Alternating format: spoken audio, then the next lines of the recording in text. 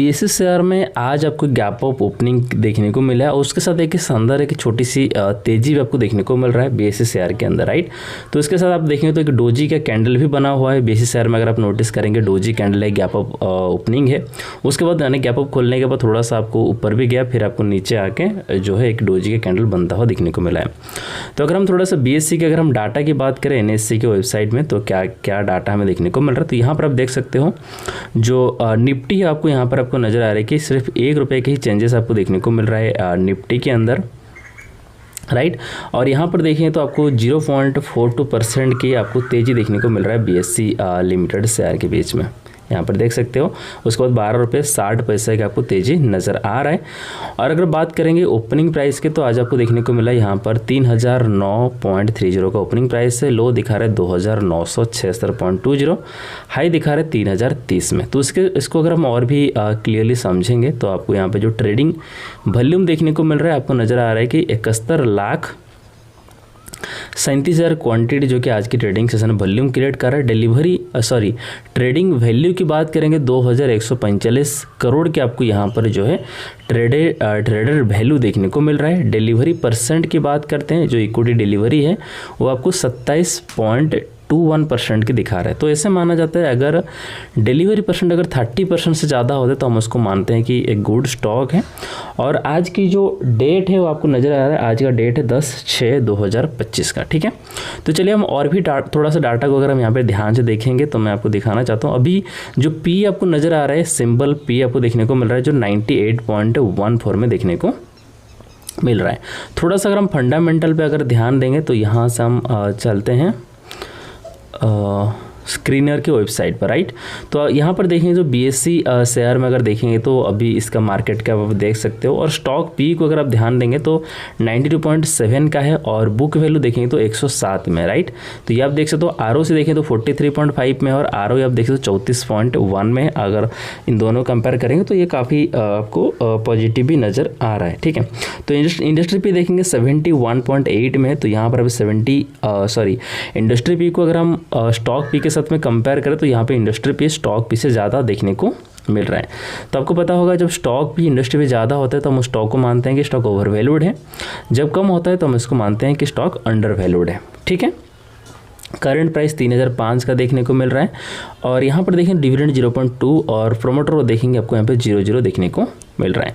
तो इसी के साथ अगर हम यहाँ पे बात करेंगे, अगर हम यहाँ से आपको दिखाता हूँ जो पियर्स कंपनी की अगर हम बात करें तो पियर्स कंपनी आप नोटिस कर सकते हो। पियर्स कंपनी आप देखें तो पियर्स कंपनी में कंपैरिजन करेंगे तो 92.67 का भी बीएससी का है और बाकी जो दो इसके कंपैरिजन में है वो आपको यहाँ पर इससे कम देखने को मिल रहा है इसकी जो पी है, ठीक है। तो प्रॉफिट और लॉस की अगर हम बात करें तो आपको यहाँ पर देखने को मिल रहा है जो ऑपरेटिंग प्रॉफिट है। ऑपरेटिंग प्रॉफिट पिछले क्वार्टर में जो इसी Q4 का आपको देखने को मिल रहा है 1754 में देखने को मिल रहा है। अगर हम इसमें ईयर एन ईयर अगर डाटा को देखेंगे तो मैं आपको दिखा देता हूँ, ये 2025 और 2024, ठीक है। तो इसमें आपको जो अभी का डाटा आपको दिख रहा है वो 1754 है और ये ईयर एन ईयर ही है। यहाँ पे दिखाई दे रहा है कि 624 में था पिछले साल का और इसी साल में 654 है। यानी कि आप देखेंगे जो ऑपरेटिंग प्रॉफिट है वो आपको पिछले साल के कंपैरिजन में आपको यहाँ पर इंक्रीज होता हुआ देखने को मिल रहा है। और इसके साथ एक और चीज़ों को अगर ध्यान रखेंगे, ये 2014 का है और 2025 का है और इसके बीच में जो भी ऑपरेटिंग प्रॉफिट है वो आपको धीरे धीरे जो है इंक्रीज होता हुआ भी नजर आ रहा है। अभी 202 से 352, 313, फिर 626, फिर 1754, मतलब यहाँ पर देखें तो मतलब डबल होता हुआ भी देखने को मिला है ऑपरेटिंग प्रॉफिट है, राइट। तो profit before tax, net profit की बात करेंगे, नेट प्रॉफिट आपको देखने को मिल रहा है, ये आपको नजर आ रहा है कि पिछले साल का था 772 में, अभी इसी साल आपको यहाँ पर 1322 देखने को मिल रहा है जो इसका नेट प्रॉफिट है। इवन यहाँ पर भी एक अच्छा सा जंप देखने को मिल रहा है प्रॉफिट में और लॉस में, ठीक है, प्रॉफिट में, ठीक है। तो इसी के साथ अगर हम बात करते हैं यहाँ पे थोड़ा सा इन्वेस्टर डाटा को ध्यान में रखेंगे तो इन्वेस्टर डाटा आप देख रहे हैं जो FIs है वो यहाँ पर आपको नज़र आ रही है जो 16.78% का आपको देखने को मिल रहा था, राइट।